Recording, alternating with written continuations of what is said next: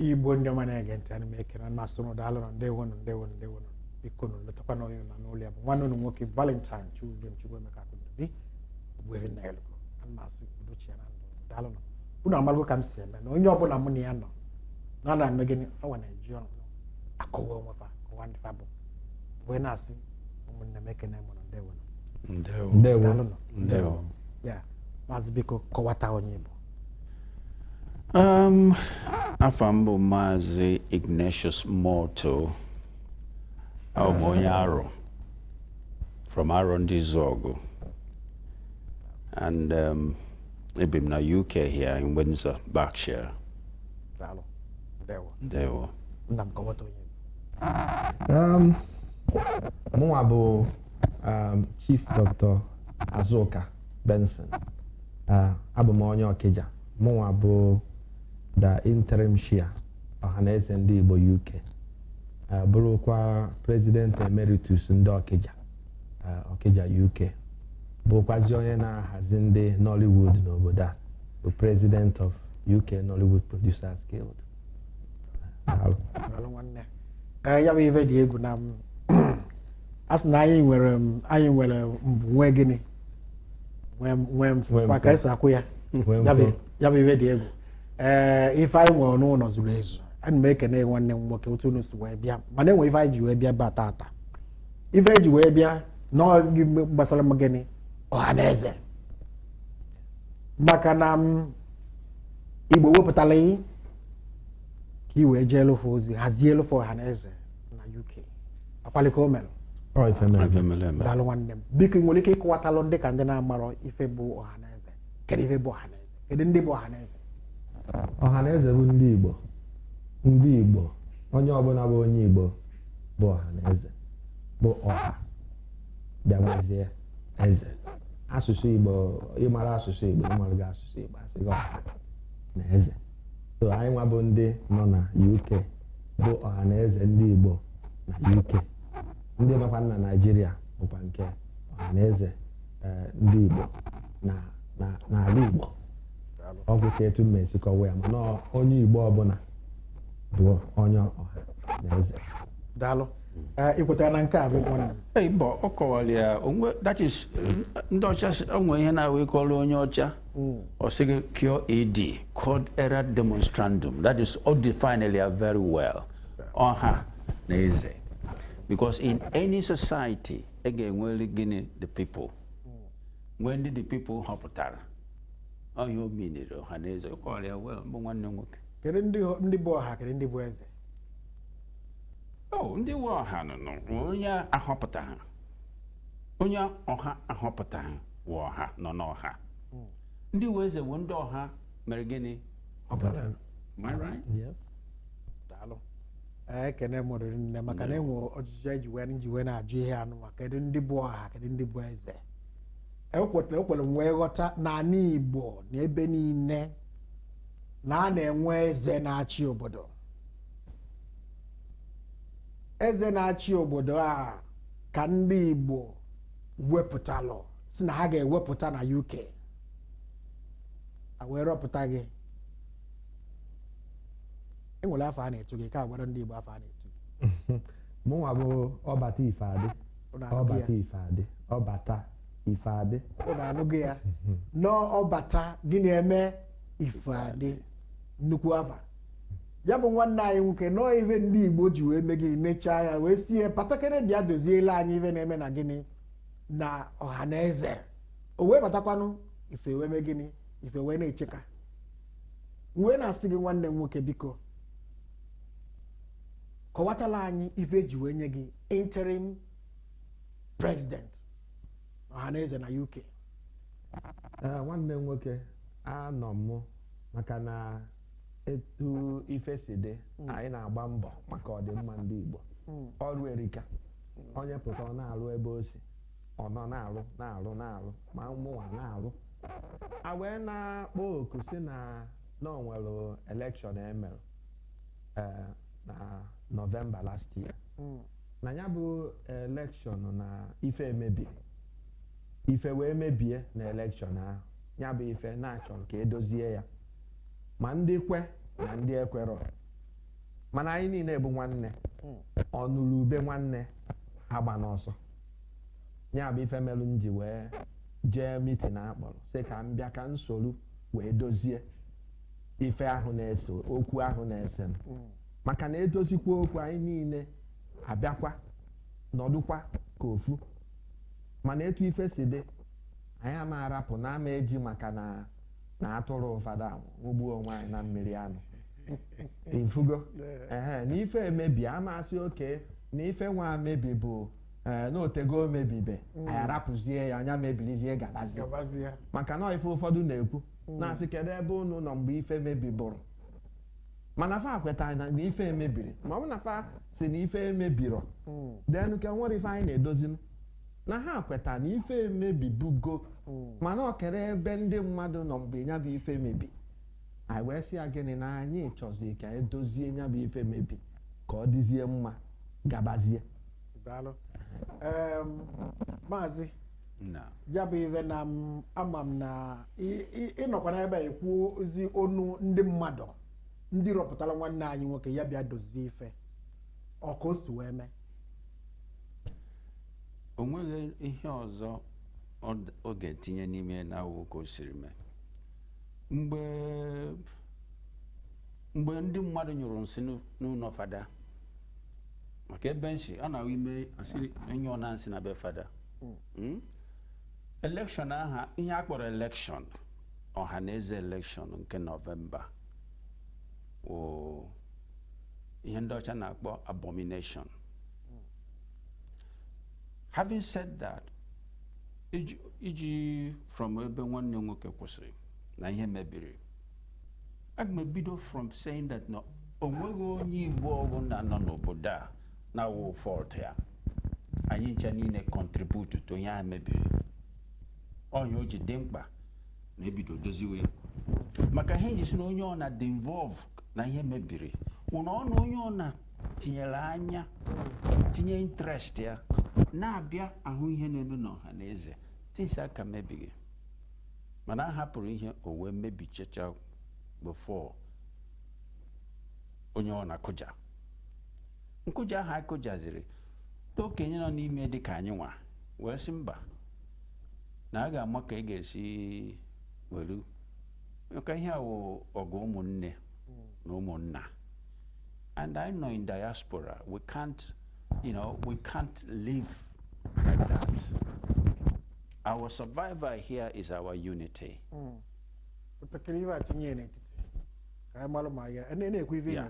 Our survival in the diaspora it's linked to our unity. So ndo kenye we babata simba anyama gbasasila that. Ka mmal ka ga-esi dozie ihe onwe ndị ekweghị nwe ndị kwerenụ anyị nwa kwere na ihe mebi a na ga-edozie wee si ha ga-anọkọ n'welu họpụta ndị anyị mma nwee ike itinye their time ewelu nweta ihe a na-akpọ framework iji dozie something. So n'ime ndị ha họpụtara Azuka Benson so onye họpụtara ọhụ sọsọ m họpụtara ya emere nominate ihe niile nọ there si yes na ha kwere ka eme ya interim chairman, that is the transition committee. Enwe transition committee I say yes no ebe ga-esi bido first of all and that transition committee onye wepụtara n'ime ga-achịkwa ha maka enwe ha a committee of more than 2 or 3 e ga-enwere onye isi ka ihe were move. So okay siri were sia ngwa nna ka go aka ọkụ a n'aka ka mara ka ị ga-esi were aga. Daalụ ya bụ ife ọ gara n'anya ya ka esi wee na-ekwu ya bụ nwanne anyị nwoke a na-ahazikwa n'ife ya bụ ife na-eje o kwere m na nghọta na ị ga-eme nzukọ a bụ elekshọn n'ọnụ oyibo n'oge na-adịghị anya kedu oge a ga-eme ya March 26 ya bụ 26 n'ọnụ oyibo March ka a ga-eme elekshọn anụwa ndị Igbo nọ na UK ga-agbakọnata wee mee gịnị kpọpụta onye ga-achị ndị Igbo biko nọ dịka ndị nọ n'ụlọ ndị a na-ezitere ozi na enwere elekshọn na anụgoni ya n'ọnụ onye isi ndị Igbo maka na ugbu a na onye nwa bụgoro onye isi ndị Igbo na UK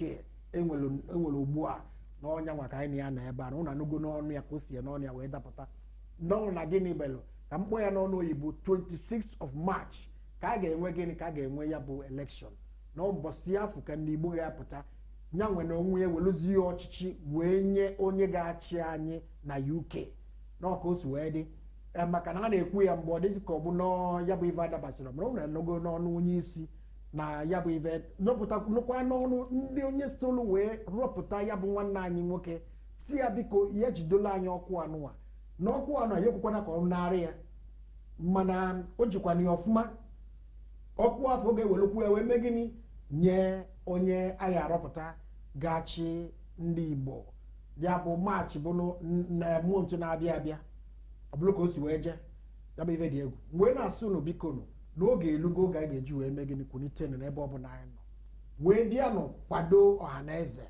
enwere ka o si wee nwere ife a na-ekwu n'ụlọ na ndị ụlọ si na arọpụtago onye isi arọpụtalụ nwaanyị si nwaanyị afọ chibazie anyị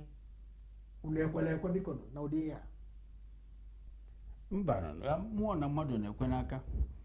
mmụọ na mmadụ anaghị ekwe n'aka anyị nọ na ana bekee ebe nwaanyị na-achị fasị na nwaanyị na-achị anyị n'obodo anụnwa maka ivie n'ive anyị na-eme n'obodo a o wee wụrụ na ndị na-akọ ya bụ ihe aghọtaghị na onwe ihe ndị ọcha na-akpọ politics nwekwa ihe ndị ọcha na-akpọ culture obodo a nwee culture nwee politics ka nye ndị be anyị ezigbo example n'obodo anyị nọ n'ime ha nwaanyị na-achị ha nwaanyị enweghị ike iwu duke enweghị ike ichi nwaanyị duke n'obodo a why maka omenala be ha ị na ha aghọta ị bịa na n'Igbo ebe anyị si o nwere ihe dịrị nwoke nwere ihe dịrị nwaanyị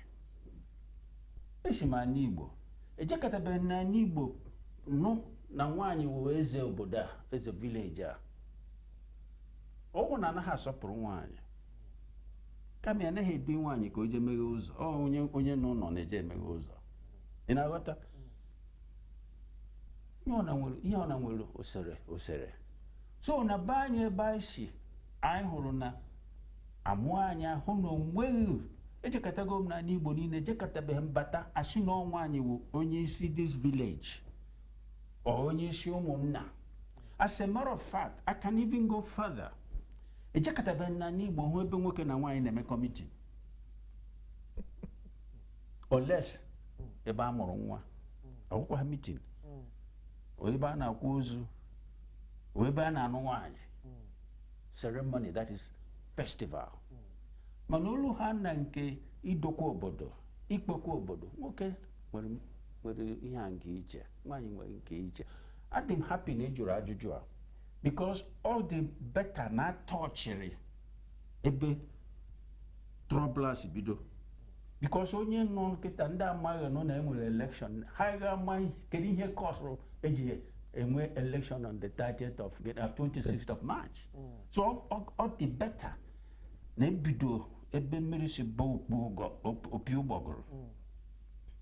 okiwata ka akọwara ndị mmadụ. So achọrọ m iji this opportunity wee kọwara ndị mmadụ ihe leadiri to this forthcoming election e ga-eme. Enwere election 26th of March ka ebido ihe a na-akpọ Ohaneze. Ohaneze nke mbụ nze akwụ na ibe ete ọkwa nze ka ọ na-aza na nke nna Ndigbo ọwụghị Ohaneze ị na-aghọta ọ sị na ya wụ nze na nwaanyị ọ na-echi nze mba na ihe akọwa n'ọnụ ndị Igbo nọ ndị Igbo na-ebe ịtụkwa ya nze ndị Igbo ya asị gị nwaanyị ọ na-echi nze so kọwakwa nke ahụ ọ sị na ebe ahụ na ọ ya bụ prezidenti Ohaneze o nwere ike n'ife iji wee na-akpụ ya nze bụ na e nwere otifa nwa nwelụ nze na ọzọ ya nwa nọ n'ime na UK ọnọkwu n'ime ya nwa nọ n'ime so ihe nji ekpọ ya nze ka ọ zaa anụ nze ọkwa ihe onye chọrọ onye ihe si ka akpọọ ya nna ọ na-atụ n'ọchị so to people like us si Ndigbo o wee were alụ for us na nwaanyị pụta si na ya wụ president Ohaneze akụjara m akụja izu m nụrụ ya the night o mere 20th of November so were si mba na nwa na-eku anwụọna nwa na-eku achịbụ na iji Ohaneze that night ka mma na nwa ha anwụọna wee si mba so that catapulted somersaulted into where we are today with the election ka enwepụtazie ndị gachi Ohaneze very well maka ọ dị mkpa na ewepụtara ihe kọsụ ya what led to this election egeghị eme daalụ ka m kwukwa maka mụ na onwe m sokwuru wee bịa ebe afọ na mbọsị asị na emere selected na ọ bụrụ election ka m gwa ndị Igbo biko na ụmụ Igbo na ka ụdị nghọta mụnwa na onwe m ghọtara ebe afọ mụnwa bụ Val Chiwuzie Chukwuemeka Akudinobi na-achị Igbo Community London mana enwere ka esi detara anyị akwụkwọ imilikiti ndị na-ebiara ebe afọ si na-edetara ọfa akwụkwọ nzukọ dị iche iche enwere ndị edetara akwụkwọ na na-eme elekshọn mana anyị na okepukepụ wee gbalụ wee jee si ka ife ghara imebi Ohaneze ọbụzikwa Ohaneze nke anyị na UK ka anyị lụrụ n'ebe afọ o wee bụ na eziokwu na-enwe na-akwadoro na na-eme elekshọn ụfọdụ ya na-awụ n'elu ụfọdụ na-awụda ma anyị lụrụ n'ebe afọ wee nwere gịnị wee si na enwere mmadụ na-abụ n'azọ na onye afụrụ ebe afọ ofu onye ka afụrụ onye nke ọzọ bụ nwoke ewepụ onwe ya si na ya nọrọ ebe ihe onye ọjọọ na-eme ewere ebe afọ asị anyị mee gịnị anyị vootu anyị si mba anyị adịghị vootu anyị nọrọ ebe ihe ọjọọ na-eme ndị kpakọtasịla onwe fa wee mee gịnị wee were nwaanyị aka n'elu na o win ya ọ bụrụ ka esi wee mee gịnị ka esi wee jee mana ihe anyị na-asụ ụnụ biko nụ na Ohaneze nke afọ abụrụ Ohaneze anyị nke anyị asịgo nwanne anyị nwaanyị jee ka ịchị ụmụ nwaanyị onye ha ji wee wepụta nwanne anyị nwoke a n'ebe anụ abụ ọbata gịnị ọbata ife adị si ya biko bịa doziela anyị Ohaneze nyanwa na onwe ya pụta jidokwana Ohaneze anụnwa na-edozi ya na-eme gịnị ịha enwe ndị ọya abụfasị na nke enyere fafa jidozie ya na fa ama nnyefe ya onye ọbụla mana nyanwa na onwe n'obi ọchị enwe ka o kwuru ebe anụnwa na a ga-eme elekshọn n'ọnwa na-abịa abịa bụ Maachị na a ga-emekwa gịnị welukwu ya anyị onye Igbo rọpụtalụ ga-eme gịnị ga-achị ndị Igbo unu afụ ka ọ dị unu ga-ekwerụ fụchalụ nụrụ ndị niile ọ na-achị ebe a ka ịnụ fụ na ya bụ nwoke na onwe ya dịkwuru onwe ya bizi mana o wepụtalụ gịnị oge ya na bizi ahụ ọ dị ka m na-ekwu ya n'ọnụ Igbo ka unu naanị ya wee mee gịnị wee si mba ka ya nye aka dozie ihe Igbo ji etu ọnụ na UK wee dozikwana ya si na ya ga-enye onye o kwesịrị na ọ ga-abụ anyị na-ayọkwu nwanne anyị nwaanyị ihe hachi nwaanyị chia gaghachi ụmụ nwaanyị chi ụmụ nwoke ị ga-arọla ofu na ịbụrụ nze jee mee gịnị chido ụmụ nwaanyị rapụ ụmụ nwoke ka ụmụ nwoke mee gịnị chia onwefa ezinụlọ ịbụrụ di na ịbụ nwunye ka di mee gịnị a na-asị na gịnị dibụ ụlọ akwalikwa ife a na-ekwu na dibụ ụlọ bụ ndị ichie ndị Chukwu mere gịnị kubalụ si biko nụ nekwa na ife ajidolu m kafa weli ya wee dozie na ọ bụrụ ịpụtazi ịmakọla ife a na-enyere oyi ọ bụrụkwa na Igbo niile nyere ya maka na ọ bụrụ na Igbo niile anyị afọrọ ndị Aberdeen na ebe afọ anyị afọrọ ndị Newcastle anyị afọrọ ndị Liverpool anyị afọrọ ndị Manchester ka eji wee na-afụ ndị Leicester anọrọkwa n'ime ndị kedu ebe a na-akpọfa kedu obodo a bụ Glasgow anya afụrọfa obodo niile enwero nke afụrụ ndị Slough anya afụrọfa iwe si na ndị ụfọdụ na London gbakọrọtara wee si na ọgị nwa gachi mba na adịghị eme ọ bụla otu a ka esi eme maka na ndị niile akpọchara afa ndị Brighton anọrọ ya ndị niile anụ akpọchara afa enwero ndị niile anọ iwe si na enyelụ gị n'ọgị nwa ka enyelụ ka echiba mba na ọ bụrụ otu a ndị niile abịakọtalụ wee si na gịnị mere nwanne anyị nwoke na-ekwe okwu a jidela anyị nye onye kwesịrị inye nye maka o jikwanụ onye isi anyị ma tata biko nọ n'ụwa niile biko na onye isi anyị ma na UK tata bụ nwanne anyị nwoke anụnwa n'ebe anụnwa bụ Chief Dr. Azuka Benson ọbata gịnị ọbata ive adị na onye nwabụ onye anyị ma tata bụ onye isi na-edukwana anyị na-eje obi adị anyị ọcha na ọ na-emetụ ya anyị wee na-asị unu biko na 26th of gịnị of March anyị ga-eme gịnị ewepụta mana mgbe na-adịghị anya ga-ewepụtala ụlọ ebe a ga-eme ya bụ ife ka ụnụ bịa ndị dị iche iche ụnụ abịa ụnụ eji aka ụnụ rọpụta onye ga-eme gịnị achị anyị nụ ọkọrọ anyị n'ọnụ akwalika o mere biko enwere ife ọzọ ị chọrọ itinye n'ife anụ a ka anyị na-ekwu ekwu maka na ndị Igbo kwesịrị ịnụ onu ya dịka onye isi ihe nna ayọ ndị Igbo bụ biko nụ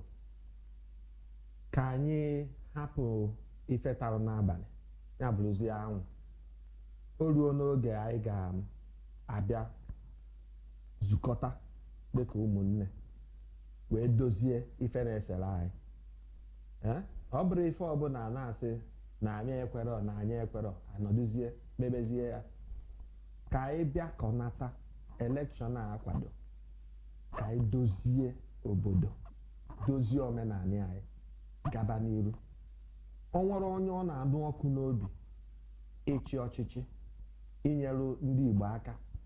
ya kwadobe onwe ya on the 26th of March ịpụta ọrụ erika ịmarụ nke ị arụnwu iwere ị na-arụ iwere obi ọcha na-arụ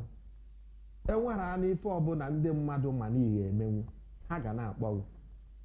etu a ha si kpọọ m si mmụ na ife ajide o gosiri na ha na-afụ bụ ihe m na-eme bụ obi ji wee kaa ha na mma arụnwuru ha ọrụ a wee na-ayọ Chukwu ka onye m wisdom ka m wee jisi ike maka na ịmakwa na ịchịkọ ndị mmadụ abụrọkwa egwu achị ụtaba n'aka agba n'ihi eji Chukwu a na-akpọ Chukwu na-akpọ mmadụ oku ọchịchị you have to be called to lead and to serve because opposite of leading is to serve ihe eji ha na-abụ wasị ị na-elidi ndị mmadụ ya amakwa na ị na-asa abụkwa ndị mmadụ maka na ụdị ya nwere ife ime ka a sị na imeta wee ndị ọya abịa emechu afọ eju ha n'ife ịlụ ka m na-ayọ ndị Igbo bịanụ ka anyị dozie obodo anyị na anyị nwa bi London na ọ dịzị ka a ga-asị na omenala anyị ejirọzi akpọrọ ife ọbụla na-anya na ndị India na ndị Jew na ndị other communities etu ha si achịkwa ndị nke ha na-edozi omenala ha ibu n'obodo anyị nọ n'inu ya anyị ma ife ha mere mgbe ha bịara n'obodo anyị bịazi ọ bụzie ha nwa na-agwa anyị etu anyị esi dozi nke anyị n'obodo ha nwakwa mba anyị ma omenala anyị ọ bụrụ fa maka anyị na-enere anya iji marụ etu anyị esi dozi omenala nke anyị eji omenala anyị na-akpa nganga anyị na-arapịa na-eme na anyị bi London ọ bụ anyị gịnị na-azụ na anyị bi ọ bụ sọ anyị ebu kọmuniti bi London anyị na-eji dozie omenala anyị biko ka anyị werukwe ofufe chụba ewu ojii a na-ayọ unu 26 ya bụrụ deeti ama na-enwekwa ndị na-ezipụ ozi na-asị gịnị ji mekwa nkenwa jikwa wee mee nkenwa biko ihe unu ya ama bụ kedu ife anyị chọrọ iwepụta on the 26 ka onye ga-achị Ohaneze on the 26 ọ bịara na ewepụta onye bụ onye ọ rụọla anyị ọrụ anyị chọrọ ka ọ rụọla anyị daalụ biko enwekwa nke m chọrọ itinye n'ime ya biko na enwere akwụkwọ na-agagharị ndị mmadụ na-ezipụ biko onye ọbụla wetara ya anọ as noble guinea, noble disclaimer, because I'm not saying delete ya na phone. Makana gini mele obulo Ohaneze zipuli ya bife. Ohaneze anya putago bu nwanna anyị nwoke a na-achị anyị. Wee na-asị na Ohaneze ga-eme ele mu ga ife okwulu. Election anyị ga-eme na 26 election ahụ akwụdoro. Mgbe na-ayọ unu biko na ebe ọbụla unu nọ ka unu bịaba London anyị ewepụtala unu ebe ọ ya abụ anyị edetakwala unu akwụkwọ ụmụ gịnị nzukọ dị iche iche anyị edetala unu akwụkwọ nekwe mbọ ife a na-eme nekwe mbọsị anyị eme ya unu ya enweta akwụkwọ na ọ bụrụ na aka enwetara biko nwee ndidi na oge elute unu aka mgbe na-asịkwa biko na akwụkwọ afọ a na-ezite asị na ọ disclaimer na enwero election ọkwa asị biko na ọbụla Ohaneze na ndị na-achọ imebi ife na-ezite ya bụ ife biko welu na ya bụ ife delete ya o nwere ofu nwaanyị sị na ya bụ sekretarị ndị Ohaneze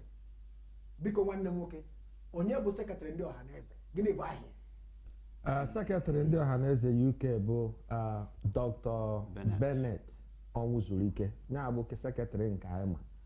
ma sekretarị ndị ụmụ nwaanyị ka ị na-ajụ maka mba maka na akwụkwọ dị ebe afọ aha dị ebe aha nwaanyị na ọ bụla aha nwoke mere m ji wee sị ka ime ka ndị Igbo malụ onye bụ sekretarị ndị Igbo na UK Dr. Bennett Onwuzurike bụ onye bụ gịnị ihe afa Dr. Bennett ebe afọ biko delete ya na ọ bụla Ohaneze mere ya zitere ya bụ ife na o kwesịkwa na ọ bụ na na-ezite akwụkwọ ihe afụ aha president fụ aha sekretarị dịka otu ihe si ezipụ akwụkwọ na ọka o si adị na ọ bụla onye were afụ aha otu onye tinye ebe afọ a na-ezigharị biko ọ bụ na efu ya delete ya bụ ife election UK Ohaneze ndị UK ga-adị na 26th anyị ga-ezipụtara ụlọ ebe ọ ya bụ 26th of March anyị ga-ezipụtara ụlọ ebe ọ ya adị akwali ka ọ dị daalụ biko nwere ihe ị chọrọ ịgwa ndị Igbo tupu anyị na-emechi biko ịma na Chinua Achebe tụrụ inu ndị Igbo na-atụ na onye amaghị ebe ahụ ya mmiri mara ya aga ama ebe ahụ ya kọrọ ọ gide mma because anyị na-ekwu okwu Ohaneze nwe election Ohaneze nwe election Ohaneze nwe election which is true na March 26th ọ dị better na onye Igbo ọna mma ihe kọsụrụ ya eji nwe election maka ọ bụ na ihe dị mma na emere Ohaneze me election ka esi eme election the issue will not come down because ekwe nnukwu ana ịma na ịbịa nye one or two reasons eji were eji si na election ha mere no selection inye one or two I go put independent panel go put almost 14 points 14 ebe ha dara the process of doing a good election. Okay, na wata. Anyị akpọ ndị ọzọ gbawa ya dị ikwu okwu maka ife maka na ife abụrụ election. Mpano, you see, all ka people malụ na o nwere ihe caused the whole problem. These the facts. Okay, na wata. Problem ihe caused ihe niile ahụ na o nwere ndị fili na anyị nọ na ana bekee so I suppose certain things supposed to change. I didn't against change. Onye dị against change.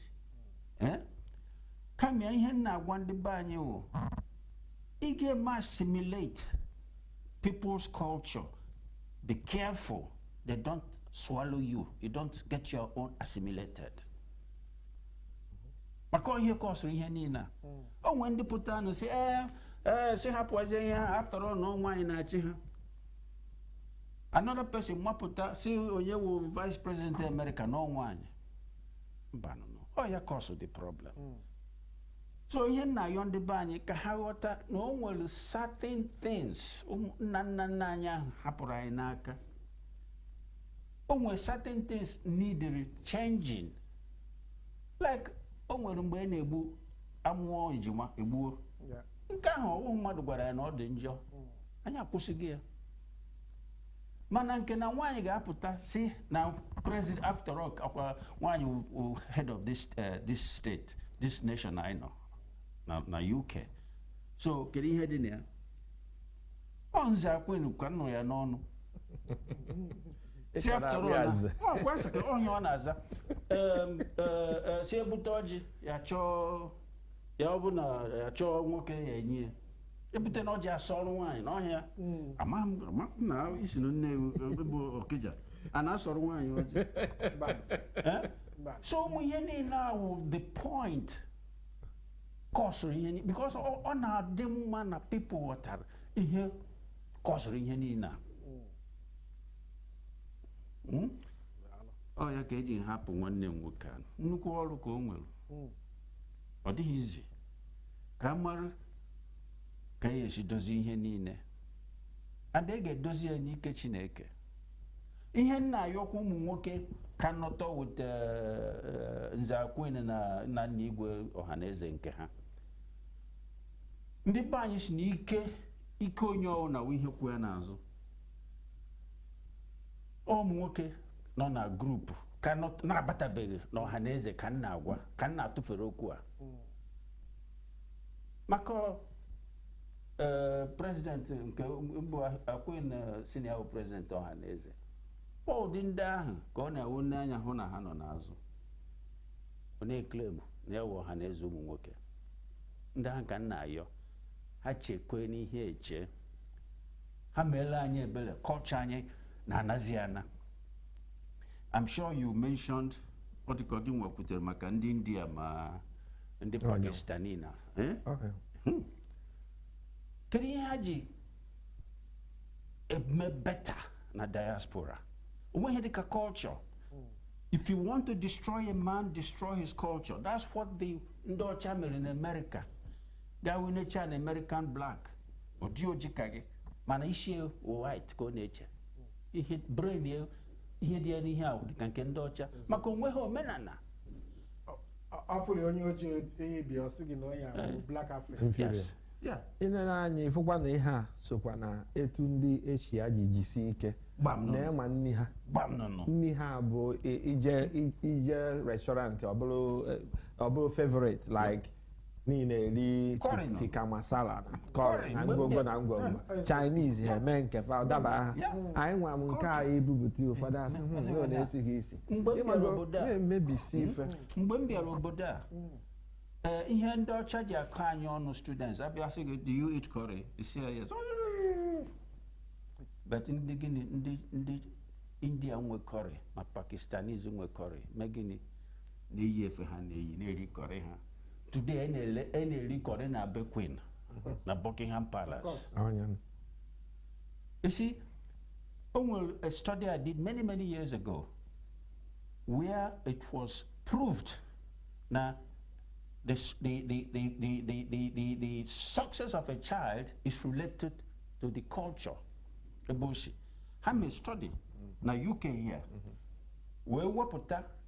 go see why the West Indian children, at the bottom.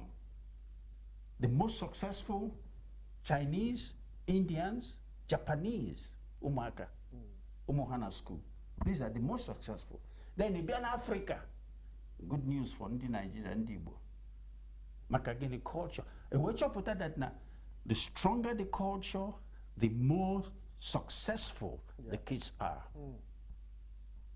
So, can na yonde bani because si hapụ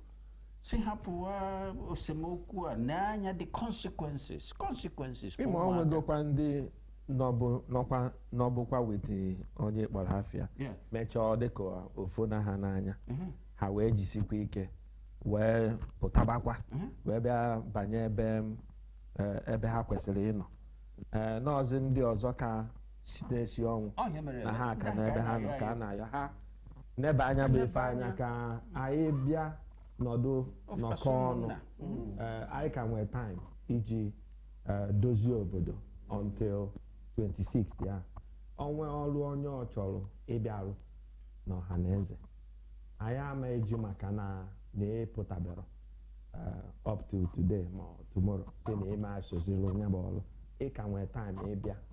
bịa maka na onye mmesi na ya emefia agbagharịa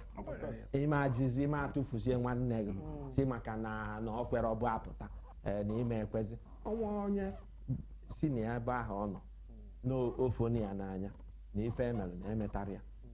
ya bịa ka o soro ka edozie nya bụ ife mana ife anyị chọrọ ka edozie okwu nya bụ ife mere m ji wee pụtakwa ife m bịara abụrụ ntisa abịara m ka edozie edozisia were ya hafee onye o ruru ọ chebe anyị ọ gwụchakwa. Yes. Daalụ. Dịka ikwuru ọ eziokwu na imirikiti rapụziri nwanne anyị nwaanyị si na onye nwa na-achịzi ụmụ nwoke na-achị ụmụ nwaanyị wee mee gịnị wee bata na Ohaneze sikwu na ha melụ gịnị na ha ihe ha mere adịrị na ha ghọtasịrọ dịka otu si wee kwu ka m tinyekwa ọnụ na ya na-ayọkwa ndị ọzọ n'ebe ahụ na-aghọtasịrọ dịka otu nwanne anyị nwoke kwuru na enwere ndị mụrụ na-aghọtasịrọ kọlchọ a na-ekwu okwu ya ọ ya adị mma ka unu jekere jụọ ese na anụ ụlọ maọbụ gwa ọnụ ndị mmadụ jụọ na ese agwa ụlọ unu emezina na enwere na ihe abụ ana bekee na ọ bụ western world ka anọ ka emeghe ndị bekee na-eme like you said ọ bụ na eme ya na o nwere ike ime gịnị ịsụalụ ndị afọ maka na vaghọtasị onye ọbụla nwere gịnị chukwu kelu ndị mmadụ nyefa ọnọdụfa ndị ọcha na-eme nke fa anyị kwesịrị ime nke anyị na-emekwu nke anyị fanyị nwere oge eji wee anyị eme na nke anyị na-eme nke anyị asụwa anyị ji nọ n'obodo anụ anyị na-eli ji ma n'obodo a anyị likwuo eji ndị na-ebupụtala anyị ji akwa ndị ichie na-abịa awala anyị ji ọnwa anyị na-awala anyị ji ọ bụrụ ka o si wee je ya bụ ife anyị na-eme n'ọbụ ụmụ nwoke bụ ndị ya na-ewepụta na-eme anyị anaghị asị na nwaanyị na anyị na-akọta ụmụ nwaanyị mba mana ife anyị na-enye nwaanyị bụrụ nwaanyị nwoke bụrụ nwoke ife nwaanyị agaghị arapụ ife nwaanyị jee mebe nke nwoke mba na ọ ya agbaji aka nwoke aba hapụkwa nke nwoke jee mebe nke nwaanyị mba nọ ya maka anyị ji wee si na ife anyị chọrọ bụ ndị na-aghọtasịrị ọghọta ebe anyị na-ekwu okwu ife mere anyị ji wee rọpụta nwanne anyị nwoke a si ya biko ya bịa bụziela anyị ya bụ ọnọdụ ọ na-edozikwa ya wee na-eje biko dịka onye isi ndị Igbo na UK anyị ma ugbu a kedu ndụmọdụ ihe adụ ndị Igbo nọ n'ụlọ dịka ụmụ ife a na-ekpọtụ n'ụlọ kata ọda ebe a biko kedu ndụmọdụ ihe adụfa kata na-eme n'ụlọ ọ maka ihe Ohaneze ka ihe mba na ọbụrụ ha Ohaneze ma mgbagbu a na-agbagbu ebe niile ọnọkọtasị na ha ajụghị ebe a na-ekpochago ndị a jee ebe na-ekpocha ọ gị na-eme nye maka ndị wee dịka onye isi ana m ayọ ndị nọ n'ụlọ biko ka ha aka nyọ ha chelụ ka mmụọ nsọ bata ha n'ime maka na ife na-afịọtụ ebe a karịana ọ karịrị akarị anyị na-ayọ unu biko anyị ji Chukwu na-ayọ unu aka nyọ biko malụ na etu enwere ike isi mee ihe o nwere ụzọ ọzọ esi achọ nya bụ ife ntigbu nzọgbu abụrụkwanụ ebe esi edozi ife obodo maka na anyị wụbụ ndị Igbo ote na anyị tabara ahụ anyị jisi ike gbado anya n'ọrụ ife ahụ anyị na-achọ anyị ga-enweta ya mana anyị nọdụ na-egbusisi onwe anyị kedụzi one ya afọrọ anyị na-ayọ ka unu biko welụnụ ya nwayọ ka udo nke Chineke dakwasị anyị niile ka anyị nwee ike na-afụ ife ọma karịa anyị na-afụ ife ọjọọ n'aha Jizọs Kraịst amen. Dịka na mmechi kedu ndụmọdụ ị nwere ike ịdụ ụmụnne anyị ndị nke nọgịnị nọkwa in diaspora maka na ihe na-ekwu ihe bụ n'aha Ohaneze ka iji na-ekwu okwu Ohaneze UK kedu ndụmọdụ ị nwere ike ịdụ ụmụnne anyị ndị ọzọ dị iche iche kedu ndụmọdụ ị ga-adụfa dịka ndị nọ Leicester ma ọ bụ bọrọ dị iche iche kedu ndụmọdụ ị ga-adụfa ndụmọdụ m na-adụ ha na ndị Igbo na-asị na na-esi n'ụlọ wee mara mma megịnị pụọ n'ezi survival anyị dị anyị n'aka